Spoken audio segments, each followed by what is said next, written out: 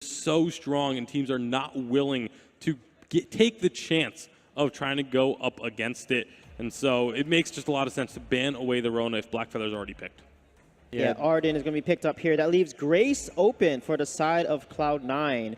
And along with that, looking at a Blackfeather, they could potentially see a Petal with Grace or even Catherine here, because that's something Cloud9 has played in day one. It's a comp they execute very well with Old School and Vox, and also it allows them not to show any trump cards. Yeah, I would be very surprised if they went with the Petal, especially since the Blackfeather could go CP. That's a lot of AoE damage going into the late game that can eliminate the minions rather quickly. So Cloud9, they have the Grace, like you said. Fortress is another option they can go with. Besides that, they can try to go back to something that's worked for them in the past with the Alpha for Joseph and just try to play around how aggressive he can play.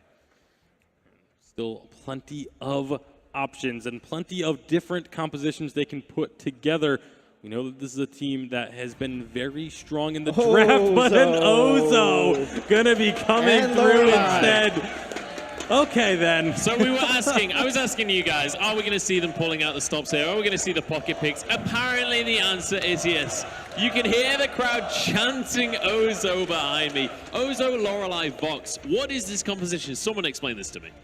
Yeah, so Vox, it's a dive composition. Lorelei can, her heroic perks that swell. She also can stun with fish food, and splashdown gives, slows the opponents, and also boosts speed, movement speed for Vox and Ozo. And Ozo likes to go in and do AoE damage, and Vox likes to also dive in. So this is a heavy dive composition, and also the protection coming from the waterfall from L'Oreal will give Vox and Old School that durability, because Ozo already has built-in durability. Every time he hits heroes, he gains a barrier and also gets some lifesteal. Yeah, it's definitely all about aggression, all about diving. I mean, you mentioned the waterfall being put on the Vox. It could also be put on the Ozo. That is a barrier, so Ozo's passive will make it even more significant. It's a very durable front line with a very strong back line. That's really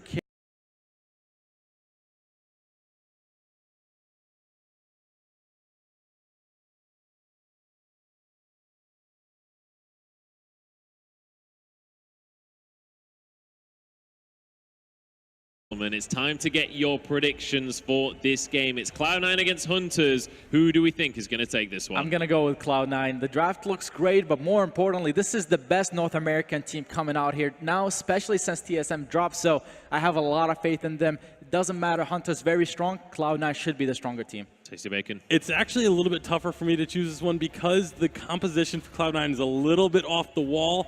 But I do think they are a strong enough team to be able to come out and take the victory. I love Gabe Vizzle, and Lorelei is one of my favorite captains to watch play, so Cloud9 it is. All right, we have an all-blue desk here as we head on into the last quarterfinal of the day. It's time to pass it up to our casters. It's time to head on into Cloud9 against Hunters. Thank you very much, Munch. I'm Medic. I'm joined by my wonderful body man, X-Scoundrel, and we're here to bring you the final quarterfinal of the day. Cloud9 up against Hunters, and we have an Ozo to kick us off. Cloud9 play their own meta, and this is pretty much a prime example of that. They've got a huge amount of staff behind them. Obviously, they brought on Pepe to do some analysis and drafting. They have a Singaporean analyst who worked for them the entire year, Physics, shout out to her. So they've got an incredible amount of backroom staff to help them make these drafting processes work. They're one of the only teams that have made Fortress work consistently over and over again in the North American VG8. Can they make the Ozo work is the question. We'll have to wait and see. You know, he can acro bounce his way around. He can make a little bit of a clown fiesta, a little bit of a circus party on the Halcyon Fold, but you never know what you're going to get with Cloud9. We'll find out soon enough as we jump onto the Halcyon Fold for the first game of this series. The final series of the day, it's Cloud9 up against Hunters. It is going to be that CP Sky coming out for Harmonious in the jungle, you would imagine. Swagyu, he's going to be taking the Blackfeather. Interesting to note, I'm wondering whether he's going to go for a Poison Shiv build. It's not something that the Blackfeather would classically go for, but against a Lorelei, heavy barriers, and against the huge amount of sustain that Joseph can bring to the table on this Ozo, you might be forced to alter the normal Blackfeather build to include a Poison Shiv. I don't think you're going to be lacking damage with the Sky, so why not? Yeah, it makes sense. You know, this is what we talk about so often, the adaptability of these teams, the awareness of where you are in the game, where the enemy team stands, and how you can counteract what they're trying to do. And I think a lot of people are wondering what Cloud9 are trying to do with this Ozo pick alongside the Lorelei. Yeah, it's super good aggression against the CP Sky, for instance. You can obviously look to put pressure in the early jungle quite heavily. It closes distances very well. It synergizes really nicely with the Lorelei. She can put down that movement speed ability. And obviously Ozo, who just thrives off being able to gap close and have that movement speed, will be able to get into better positions to set up for his acro bounces or his 3-ring circus. Not used to seeing a monkey in water, but the synergy with the Lorelei can be incredibly effective. Godfather here just trying to hold the wave to make sure that they don't lose too much as Gabriel's on Old School try and clear out some of this CS. It is going to be, as we said, the CP Sky for Harmonious. I was fortunate enough to cast some of the Hunters games earlier on, and this CP Sky was absolutely devastated when piloted by Harmonious. Yeah, Cloud9's composition kind of has a go button, right? It's a go button of we engage, we've got huge movement speed increase with the Lorelei. Wait a second, Swagyu. He's okay. He's okay. Is this actually Swagyu in the jungle and we've got a CP Sky in lane? That's a massively interesting adaptation simply because Ozo classically will do okay into a Sky in the jungle because you can close gaps on her very quickly. She hates being I guess, engaged upon in the early jungle. It's very difficult for her to trade back when she doesn't have much CP to back her up. It looks like they're actually... No, okay. They just seem to be sharing gold across the map right now, not really committing to the lane or the jungle at this point. I think it might be Harmonious in the lane, though, because he has got a minion candy as well. So as you said, they're trying to remove that vulnerability, remove the point of weakness to make it harder for Cloud9 to find the fights that they want. Yeah, and obviously it helps the CP Sky scale up as well, getting that extra gold increase. I'm wondering what her build's going to be like, though. Yeah, I mean, there's a lot of different options for her, aren't there, Excalibur? Yeah, things like Frostburn, for instance, would be very, very good at slowing down the movement speed of this sort of heavy movement speed-based composition. It will reduce the amount of CP that she brings to the table, though, which is obviously always an issue. But a lot of Skies I've seen, especially when they're in the lane where they don't have to rely on the Frostburn and being a power spike because they get a bit of a better gold income, will often go for something like a Frostburn more effectively than the jungle Sky would. Good secure once again by Joseph. Swagyu getting chased away here. Does have the on point for the slow. Old School went lower in the lane as well, but Swagyu should be okay as he retreats back through his jungle. Another shield, but the acro bounce is going to slow him up at the end here. Has to use the healing flask as Joseph looks for the 3-ring circus. Can't quite get the kill, and now Godfather's here to help out Joseph. Trying to back away. The healing tree ends low, and in the lane, meanwhile, Harmonious just takes a pure 1v1 against Old School. Joseph still trying to steal away some of this jungle. Did secure it, but did secure the treant for himself. But Swagyu and Godfather are trying to keep these backs. They'll get both of them. And Joseph will realize pretty soon that he can't fight this much longer. When was the last time you saw Old School get 1v1'd in the lane? We talked about Harmonious on this CP Sky. He is a god when it comes to piloting this hero. A lot of the builds that I would expect to see, though, despite the Frostbird, is likely going to be Dragon's Eye first. Dragon's Eye is what made Sky good on update 2.10. She can stack it really easily, either through basic attacks or the use of her forward barrage and so on and so forth. And that would mean that she scales up super heavily. And on this movement speed-based composition, often if you don't get the immediate engage, don't find out where you want to be instantaneously, she'll have loads of time to stack up, loads of time to reposition, and then eventually, 9 seconds into the fight, you've got a fully stacked Dragon's Eye, and you're going to be hitting super hard. I have to watch her when she comes into the fights, because Harmonious has shown us how strong he can be, but C9 do not give their opponents an inch. If they want to dive onto a specific target, they are darn well diving that person. Now, Harmonious has come down towards the shop, realized that C9 had control, so he'll just go back to the Sanctuary. It is the Dragon's Eye first, Scoundrel, so we'll have to see how that develops as we get towards the middle portion of this game. It's been relatively slow early on. Only real action was Harmonious getting that 1v1 trade in the lane. I want to note something that is very different to the sort of the usual Vox build path that we see. There is no immediate need for a Poison Shiv for Old School. There's no massive healing. Oh, nice block. Good stuff from Swagyu. There's no immediate healing for Old School to have to deal with the Poison Shiv. Therefore, he's gone for a better power spike in terms of raw damage output and picked up the breaking point first. This might lend itself towards a more traditional breaking point into heavy critical strike build, looking to do more damage, more burst damage, and a little bit like what we saw from Hundor in his game where he played Vox into a Celeste, and it really fits the composition that Cloud9 have brought to the table. Heavy dive on the Sky. Will they be able to get there, though? It's one of the weaknesses we see with Ozo as part of these compositions is you can't actually stick onto someone. The reflex box start coming out. The bangarang is nowhere near as effective as it could be. Swagyu going for an early poison shiv here on the Blackfeather. We mentioned it right at the start of the game. We mentioned that Blackfeather might have to change his build up to deal with the Ozo. I'm really glad that Hunters have been switched on in terms of their build adaptability. It is not a normal build for Blackfeather to go to Poison Shiv because he spikes so hard off Serpent's Mask, but they realize it is a necessity for this game. With Ozo diving in and getting so much healing from his heroic perk, they can't allow him to sustain that heavily when he dives in. I'm almost applauding here because it's a really, really good item choice. C9 now looking for the engage. There's the knockback. Harmonious caught out. The wait for it coming out as well. And already they have killed the Sky. They're looking for a little bit more. The aggro bounce around. Swagyu is the new target. Hunters retreating underneath their turret. And I think C9 will realize they do not want to overextend too far now. Can go for the turret instead. That's exactly what Joseph is going to do. This will be first turret as well as Cloud9 pick up their first kill and the objective continuing to put the pressure down on towards Hunters. And Harmonious has realized he needs that reflex block. I want to point out something that was incredibly well-timed, and it just shows you the mechanical prowess of this C9 team fighting composition. That was a Lorelei a delayed stun directly into the Ozo acro bounce location. He acro bounced the Sky directly into Lorelei's stun, which shows you how much synergy this team has as a team fighting team. We often talk about CC chaining. Cloud9 do it so well. The death from above, though, is going to catch up Joseph, who perhaps has overextended ever so slightly. Godfather's low. They've already got the kill, though, onto Swagyu, who cannot keep himself alive. This is good stuff from Cloud9. They get their second kill of the game and have put Hunters on the back foot.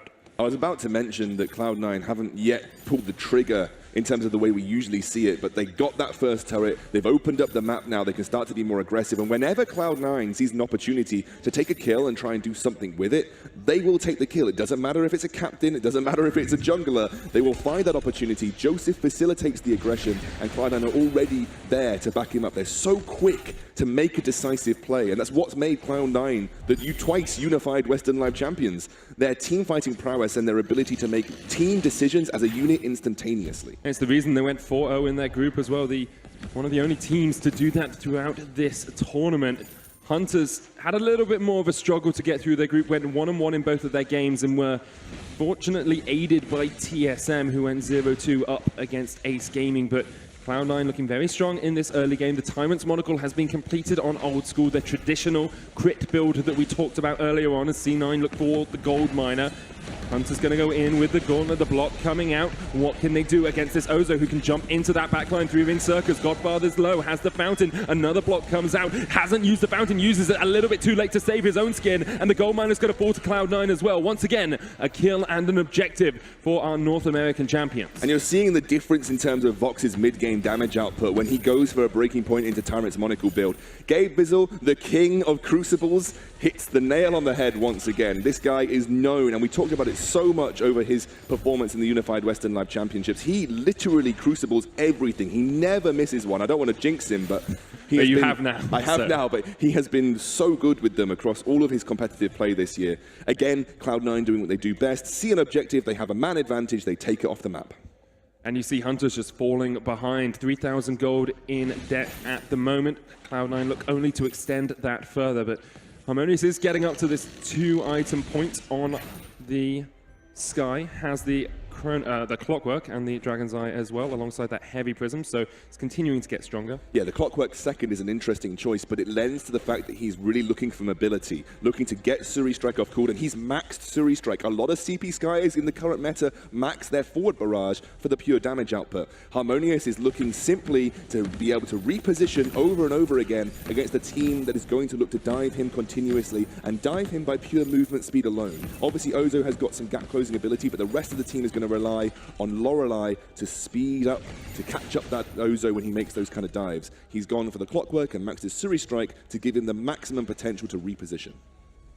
Joseph, on the other hand, has the Broken Myth just completed now alongside that Aftershock, so he will be getting through that shield on the side of Hunters. C9 still in a strong position here, but the later the game gets, the more Hunters will scale up. Swagyu is building up towards his next item, has a coat of plates for that little bit extra resist against Old School. So I did some analysis on Broken Myth as a second item in an Aftershock jungler. Ozo is one of the only junglers where it's actually better after 3 seconds of combat than Dragon's Eye is. So this is one of the only Aftershock junglers that can actually have longevity in a fight and actually match or outperform Dragon's Eye compared to any other Aftershock jungler in the game. So he's going to use this, he's going to preemptively get through some shield that you might see being built up, and he'll still have a decent damage output compared to if he had gone for the Dragon's Eye, as well as it being cheaper. Yeah, getting it earlier gives you that spike just ever so slightly quicker. 11 minutes into the game, and C9 are still in control, but it has been relatively slow-paced for both these two teams. They were saying on the analyst test they're surprised that C9 have had longer games at this World Championship. Well, this is why they're taking things a little bit slower. So, Godfather has just picked up a flare gun. Vision, man. If he's going to build that towards a contraption, I'm wondering why that might be. I would be tempted to say, I want my double gauntlets. I've got a team composition that's going to be diving my Sky. She can reposition through my gauntlets freely, and I'm going to put up two sets of walls that C9 are going to have to get through with only just one Crucible. So I would have been heavy pushing towards an Echo as my third item. It's very interesting that he's chosen to go for the flare gun, but kept his contract, so this is the only item slot that he's got available for Vision. We have seen Hunters play a lot with Vision earlier on today. They like to litter the map with scout traps. Acrobats once again from I Love Joseph. They're just looking for the sentry here. Will be the second kill as Hunters continue not to be able to take a fight, just giving up ground to Cloud9. One of the only problems with the Poison Shiv build for the Black Feather as well, you might have noticed it throughout this game, is that he doesn't quite have the same consistent damage output that he would have done had he gone for the Serpent's Mask. So getting a breaking point second onto Swagyu, he's not going to stack that as effectively as he would have done with the Serpent's Mask. So he's going to be slightly slower to come online in these fights, which obviously hurts a Weapon Power Black Feather's sustained damage output. Speaking of coming online, though, Harmonious on this Crystal Sky, one of his signature champions, now has the Eve of Harvest as well. 3 items completed, building up towards the Broken Myth next up. So Hunters are slowly getting towards their win condition. The question is, have C9 locked them out of the game enough to be able to shut them down before they get there? Well, they've got a decent gold lead to work with. Remember, gold leads can often, oh, that's a good stun, but nothing to follow up on. Gold leads can always result in sort of interesting circumstances when you say, actually, a Sky's got 4 items, but they're still 10k gold behind as a team. Whilst that's an amazing power spike for a Sky, she's still well behind the other team right now, and that's the case for C9. They're setting up here, preemptively setting up with the water to get a good stun off. Obviously, when you stand on the water as a Lorelei, the stun delay is reduced by a significant margin, so it's a little bit more instantaneous.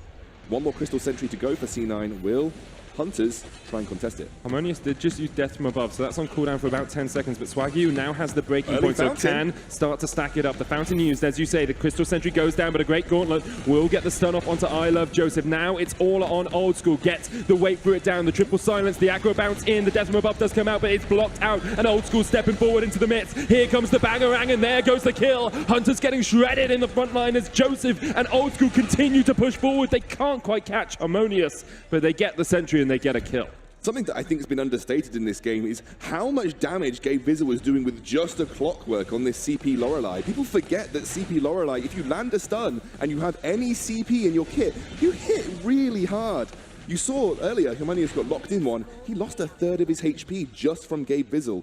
That was a really early Fountain from Godfather, though. I think he'll look back at that and potentially wonder if it was maybe mistimed. I think not even maybe mistimed. It was a mistimed Fountain from Godfather, and it lent the fact that Hunters had nothing to back up on. If they'd actually kept that Fountain for a bit longer, they might have had more space to work as Cloud9 pushed through that fight, but unfortunately the early Fountain kind of left them in no man's land. Cloud9 once again have had a strong early game. You've got Old School finishing up his Tornado trigger here as well, and in 20 seconds the Kraken will appear on the Halcyon Fold. So Cloud9 will now start looking at how they close this game out. A Kraken push would be great. Still need to get through 3 turrets on the side of Hunters. They're in a pretty strong position. 4 turrets on the side of Hunters. Sorry, I forgot that that second turret was still available. I really like this build from Old School for the reason that there's no armor on Sky. He's gone 4 item Sky, and he's going to need a reflex block, especially because of the Ozo Bangarang. So having this heavy critical strike build means you're going to stack very easily on the Vox, but it also means you're going to deal insane damage to Harmonious too. Infusions on Old School and Joseph looking for the fight. The gauntlet comes out. Swagyu goes in with the Rose Offensive. The Death from Above is going to come down as well, and Harmonious jumps back into the fray. Here comes the Bangarang. Harmonious is low. There's the Fountain, used at the right time this time, but Swagyu is still very low on HP, and Old School's pushing forward. The Vanguard will get Swagyu out, but Goldfather will cost his life. Harmonious fell off towards the top side of the fight as well, and C9 are looking just as strong as everyone expected them to. This is the team that has come here to win Worlds, the twice unified Western Live champions, C9. Like I said, they play a meta that no one else seems to. Let's take a look at that replay right now. Again, great stun onto the Sky, immediately puts her out of the fight. At this point, Old School's just stacking up. They already have to back off, and when a Vox is forcing a team to back off and he's getting 3 stacks on his breaking point, he tears apart these fights. It's just up to Joseph at this point to clean things up, but if you can't focus a Vox and you're running away from a Vox before the fight even begins, you've lost. The breaking point stacks just become too insane to deal with, and with the critical strike, you start to hit very hard. We saw how strong Vox can be in the last series. Pain Gaming using that to win 2 games against Ace, who took the victory in the end and going through the semi-finals tomorrow. Cloud9 trying to make a quick one of this. Want an easy 3-0 if they can take it. Here comes the Bangarang, blocked out with the reflex. There's the gun as well to try and split C9 up. Swagyu is quite low, has to run away with the Rose offensive, and Old School is just diving underneath the turrets. Cloud9 get another turret for themselves, looking to push in with this Kraken. Still very much a healthy Kraken push here. They'll get the choke turret before Hunters can even respond. And Old School just right now, he might have died in lane, but he is making Hunters pay thrice for it at this point in time. He's almost 1v3ing in certain circumstances. C9 are ready to go for the win right here, right now. Incredibly strong performance from C9. They get the first crystal turret. They're looking for a little bit more. Swagyu back up. Joseph there in the midst of them all. Gave Bizzle off towards the side as well, but the Kraken gets the crystal turret, and now it's up to Hunters to try and delay. They just can't do enough. C9 take game 1 of their quarterfinal. All the hype built around C9 is real. These guys are North American powerhouses, and we're given that title for a reason, displayed right there.